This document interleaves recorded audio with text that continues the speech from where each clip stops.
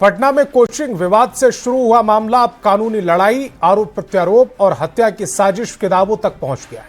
एक तरफ इस मामले में रोशन आनंद के सहयोगियों को कोर्ट से राहत मिली है, तो दूसरी तरफ खान सर की मुश्किलें अभी कम होती नहीं दिख रही। वहीं रोशन आनंद ने अपने भाई की हत्या को लेकर बेहद गंभीर आरोप लगाए हैं। रिपोर्ट दिखाते हैं। कोचिंग विवाद में खूनी मोड़, फैजल खान पर हत्या की साजिश का आरोप, रोशन आनंद और सहयोगियों को जमानत, फैजल खान की लगातार बढ़ रही आफत। शनिवार को होगी अगली सुनवाई, केस डायरी ने फिर मुश्किलें बढ़ाई। पटना के चर्चित कोचिंग विवाद में कानूनी लड़ाई अब एक बेहद संवेदनशील मोड़ पर पहुंच चुकी है। कोर्ट से जहां रोशन आनंद के सहयोगी अभिषेक और गौरव को पटना सिविल कोर्ट से नियमित जमानत मिल गई, खुद रोशन आनंद को अदालत से पहले ही बेल मिल चुकी है। लेकिन दूसरी तरफ फैजल खान की कानूनी जंग लगातार उलझती जा रही है। दरअसल पटना सिविल कोर्ट में फैजल खान के मामले की सुनवाई होनी थी, लेकिन पुलिस ने अदालत के सामने जो केस डायरी पेश की, उसमें पूरी जानकारी ही गायब थी। अधूरी केस डायरी को देखकर कोर्ट ने नाराजगी जताई और मामले की पूरी केस डायरी तलब की है। अब सबकी नजरें शनिवार को होने वाली अगली सुनवाई पर टिकी हैं। जैसा आपने कहा कि मैं अपने खुद मांग लेता हूं up to date case diary मांगी गई है जैसा आपके द्वारा, और उसको सैटरडे को रखा गया है। वहीं दूसरी तरफ रोशन आनंद ने इस पूरे घटनाक्रम में एक ऐसा सनसनीखेज दावा किया जिसने हड़कंप मचा दिया। रोशन आनंद का सीधा बड़ा दावा है कि उन्हें जानबूझकर एक साजिश के तहत पहले जेल भिजवाया गया ताकि वे बाहर रहकर अपने भाई की ढाल ना बन सकें, और इस पूरी खूनी साजिश के पीछे रोशन आनंद ने सीधे तौर पर फैजल खान का हाथ होने का संगीन आरोप लगाया है। दुनिया जो भी माने, लेकिन हमारा ये मानना है और हम इस चीज को आने वाले दिनों में साबित करके रहेंगे, हमारे भाई की हत्या के पीछे फैजल खान और किसान कोल्ड स्टोर के मालिक। एक तरफ कोर्ट में अधूरी केस डायरी का पेच और दूसरी तरफ भाई की हत्या का सीधे तौर पर लगा गंभीर आरोप। कोचिंग की साख से शुरू हुआ ये विवाद अब एक खतरनाक मर्डर मिस्ट्री के जाल में फंसता नजर आ रहा है। देखना होगा कि शनिवार को कोर्ट की सुनवाई में आगे क्या मोड़ आता है। न्यूज़ 18 के लिए कुमार अनुभव के साथ ब्यूरो रिपोर्ट। और पश्चिम बंगाल की राजधानी कोलकाता के तारातला इलाके में बुधवार निर्माणाधीन गोदाम की छत ढह गई। इसमें मुंगेर के 3 मजदूरों की दर्दनाक मौत हो गई, जबकि एक ही परिवार के 4 सदस्य गंभीर रूप से घायल हो गए, जिनका इलाज कोलकाता के अस्पताल में चल रहा है। हादसे की खबर मिलते ही लगमा और मानगढ़ गांव में मातम पसरा हुआ है। परिजनों का रो रो कर बुरा हाल है। ग्रामीणों ने सरकार और प्रशासन से मृतकों के परिवार को मुआवजा और घायलों के समुचित इलाज की मांग की है। काम करे लगी है। कहाँ? कलकत्ता। कितने लोग थे आपके परिवार से? 6 लोग ही आए सर। कौन कौन? 5 गो हमारा घर के, एगो हमर जात और सब है। अपने पति था। पति के नाम क्या है? राजिंदर राम। और मुंगेर के वासुदेवपुर थाना क्षेत्र में गंगा में डूबकर 5 बच्चियों की मौत के बाद पूरा इलाका मातम में डूबा है। मृत बच्चियों में 4 सगी बहनें थीं, जिनके पिता राजमिस्त्री का काम किसी तरह परिवार चलाते थे। परिजनों ने बताया कि गरीबी के बावजूद इनकी एक ही चाह थी कि बेटियों को पढ़ा लिखा कर बड़ा नाम करें और परिवार का सहारा बने, लेकिन गंगा की तेज धारा में उनके सारे सपनों को एक झटके में छीन लिया। एक गांव के 5 नन्ही सी जान आज अब इस दुनिया में नहीं है, जिसमें से 4 बच्ची जो है एक ही माता पिता की संतान है। ऐसे गांव में काफी गम का माहौल है। पिछले 48 घंटे से इस गांव में चूल्हा तक नहीं जला है। लोग काफी जो है दुखी हैं। साथ में कई लोग भी मौजूद है। कैसे घटना घटा था? जैसे कि बच्चा उतरू जो है ना, मतलब नहाने के लिए गया था। सोचे कि पूजा पाठ करेंगे और उसके बाद जो है ना फिर नहाने के लिए गया था बच्ची, और उसके बाद सब नहाते नहाते अचानक से मतलब कुछ बच्चे पानी में चल गए। एक बच्चे, हर बच्ची की गाड़ियां लेती थी, सुबह से शाम तक साइकिल लेके पढ़ने जाती थी और उस घर में सोना लगता है। सब लोग खेलते चाहते रहती थी गुड़िया की तरह सब लोग। न्यूज़ 18 का लोगों से ये भी अपील होगा, खास के जो गंगा तट पे बसे जो गांव हैं, वो अपनी छोटी छोटी बेटे बेटियों को अगर गंगा नहाने भेजे तो साथ में उनके जाएं। अकेले गंगा जी उनको नहाने ना जाए, ताकि ऐसी जो घटना है पुनः ना घटित हो सके। अरुण शर्मा, न्यूज़ 18 मुंगेर। खबर बेतिया से, जहां पुलिस ने गन्ने के खेत में 21 जून को मिली किशोरी की हत्या के मामले में खुलासा किया। पुलिस जांच में सामने आया कि मृतका की सहेली और उसके प्रेमी ने मिलकर इस हत्या की साजिश रची थी।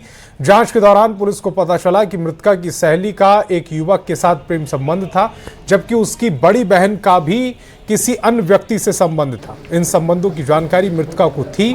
पुलिस के अनुसार मृतका के पास सहेली की बड़ी बहन की कुछ आपत्तिजनक तस्वीरें थीं। किसी विवाद के बाद मृतका ने इस संबंधों और तस्वीरों को सार्वजनिक करने की धमकी दी, जिसके बाद मृतका की सहेली ने प्रेमी संग मिलकर हत्या की योजना बनाई और उसकी हत्या कर दी। मामले में पुलिस ने प्रेमी को गिरफ्तार कर लिया।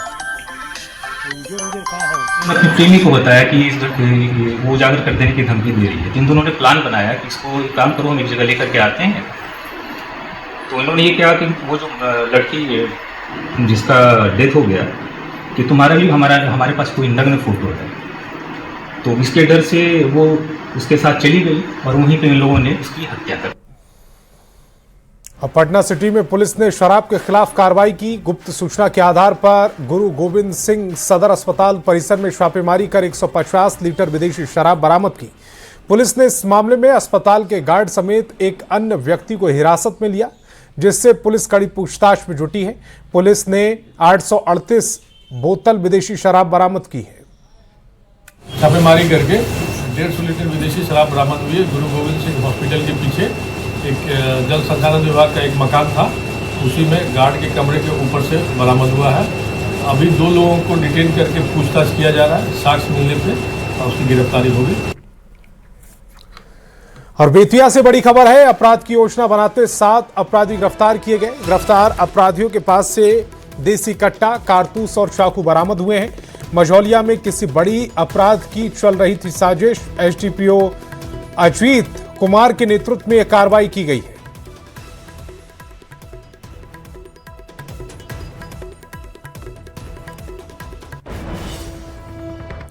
और मुहर्रम पर्व को शांतिपूर्ण वातावरण में संपन्न कराने के लिए दरभंगा जिला प्रशासन ने व्यापक सुरक्षा व्यवस्था की। जिले के 515 से अधिक स्थानों पर दंडाधिकारी, पुलिस पदाधिकारी और हजारों की संख्या में पुलिस बलों की प्रतिनियुक्ति की गई। संवेदनशील और अति संवेदनशील इलाकों में विशेष चौकसी बरती जा रही है। सुरक्षा व्यवस्था को और मजबूत बनाने के लिए प्रमुख जुलूस मार्गों एवं संवेदनशील स्थानों पर सीसीटीवी कैमरों की माध्यम से लगातार निगरानी की जा रही है। अधिकारियों ने आम लोगों से शांति, सौहार्द और भाईचारे के साथ मुहर्रम मनाने की अपील की। मुहर्रम पर्व आज और कल मिलान का दिन है और काफ़ी बड़ी संख्या में जुलूस निकलेंगे और काफ़ी भीड़ रहेगा। इसी के मद्देनजर हम लोग फ्लैग मार्च कर रहे हैं और करीब पूरे विधि व्यवस्था संधारण हेतु करीब 500 जगह मजिस्ट्रेट और पुलिस की प्रतिनियुक्ति की गई है। खबर किशनगंज से, जहां पोठिया थाना क्षेत्र में अवैध बालू खनन और ढुलाई की सूचना पर पहुंची पुलिस टीम ने और कुछ लोगों के बीच हाथापाई का मामला सामने आया। घटना के बाद पुलिस ने गांव में भारी संख्या में पुलिस बल के साथ छापेमारी अभियान चलाया, जिससे इलाके में हड़कंप मच गया। जानकारी के अनुसार अवैध रूप से बालू खनन कर ट्रैक्टर से ढुलाई किए जाने की सूचना पुलिस को मिली थी, जिसके बाद पुलिस टीम मौके पर पहुंची और बालू लदे ट्रैक्टर को जब्त कर लिया। पुलिस के अनुसार कार्रवाई के दौरान कुछ लोगों ने विरोध शुरू किया। जब पुलिस ट्रैक्टर को थाना ले जाने लगी तो कुछ लोगों ने अवैध बालू कारोबार से जुड़े अन्य लोगों को मौके पर बुला लिया। इसके बाद माहौल तनावपूर्ण हो गया और पुलिस टीम के साथ हाथापाई की घटना हुई। पुलिस का आरोप है कि कार्रवाई के दौरान एक पुलिसकर्मी का मोबाइल भी छीन लिया गया है। घटना को गंभीरता से लेते हुए पुलिस ने आरोपितों की पहचान शुरू की और मुख्य आरोपी की तलाश अभियान तेज कर दी है। छापेमारी के दौरान पुलिस से छीना गया मोबाइल फोन बरामद कर लिया गया। हालांकि आरोपी ट्रैक्टर के साथ मौके से फरार हो गया।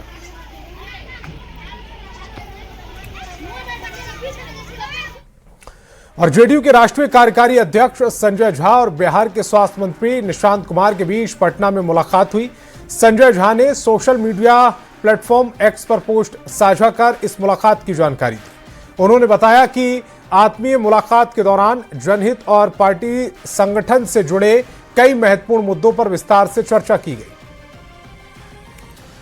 और केंद्रीय स्वास्थ्य मंत्री जेपी नड्डा, मुख्यमंत्री सम्राट चौधरी और केंद्रीय मंत्री गिरिराज सिंह ने पटना जंक्शन स्थित प्रसिद्ध महावीर मंदिर पहुंचकर बजरंगबली की पूजा अर्चना की। इस दौरान नेताओं ने भगवान हनुमान से देश और बिहार की सुख, समृद्धि, शांति, विकास और जनता के जन कल्याण की कामना की। उन्होंने प्रदेश की लगातार प्रगति और लोगों के उज्जवल भविष्य के लिए प्रार्थना की है। वीआईपी नेताओं के मंदिर पहुंचने से परिसर में श्रद्धालुओं के बीच काफी उत्साह का माहौल रहा। बिहार के शिक्षा मंत्री मिथिलेश तिवारी ने गोपालगंज में शिक्षकों के ट्रांसफर नीति और TRA-4 बहाली को लेकर बड़ा बयान दिया है। उन्होंने बताया कि शिक्षकों की ट्रांसफर नीति को कैबिनेट से मंजूरी मिल चुकी है और जल्द ही पोर्टल के जरिए शिक्षकों का उनके गृह जिले में ट्रांसफर कर दिया जाएगा। अब सभी शिक्षकों का जिला कैडर होगा, वहीं दूसरे राज्यों के शिक्षकों का ट्रांसफर जिस जिले में होगा उसे ही उनका कैडर जिला मान लिया जाएगा।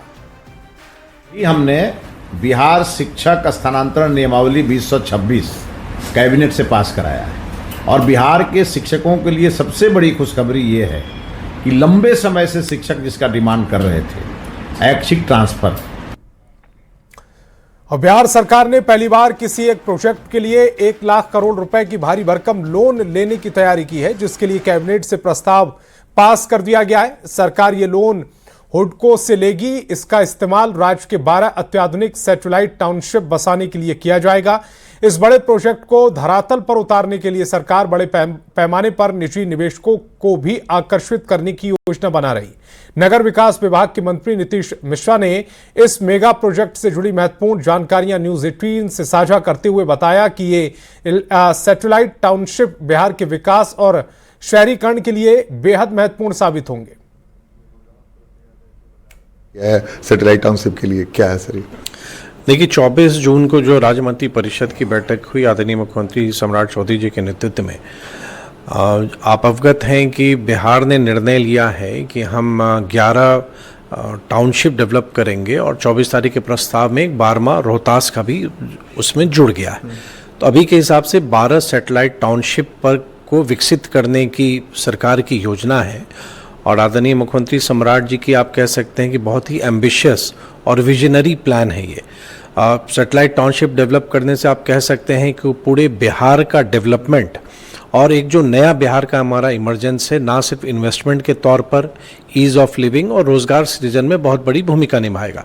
एक बड़ी राशि की आवश्यकता हमको इसमें पड़ेगी, चाहे वो भूमि क्रय करने से लेके ज़मीन को, लैंड को विकसित करने तक के लिए हमको राशि की आवश्यकता होगी। तो हुडको जो भारत सरकार के शहरी मंत्रालय का एक अभिन्न अंग है, हाउसिंग अर्बन डेवलपमेंट कॉरपोरेशन, उससे हम लोगों ने अपनी प्रारंभिक वार्ता की, उनसे प्रस्ताव हम लोगों ने मांगा और उनके जैसे अन्य संस्थानों से भी हमने प्रस्ताव मांगा।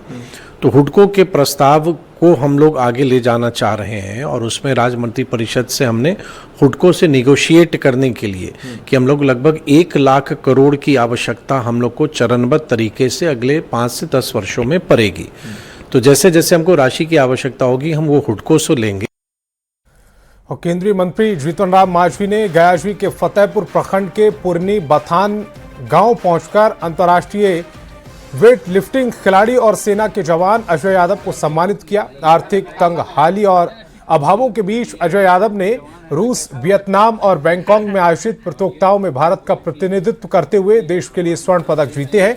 उनकी इस बड़ी उपलब्धि की सराहना करते हुए केंद्रीय मंत्री जीतन राम मांझी ने कहा कि वीरों की कोई जात नहीं होती, वे हमेशा पूजनीय होते हैं। उन्होंने अजय यादव को हर संभव मदद का भरोसा दिया और केंद्र व राज्य सरकार से उन्हें बेहतर ट्रेनिंग और आर्थिक सहायता दिलाने के लिए पत्र लिखने की बात कही।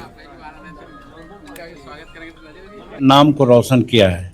वियतनाम में प्रतिस्पर्धा हुई, बैंकॉक के जवान को हरा करके 360 केजी उठा करके चैंपियन बना है।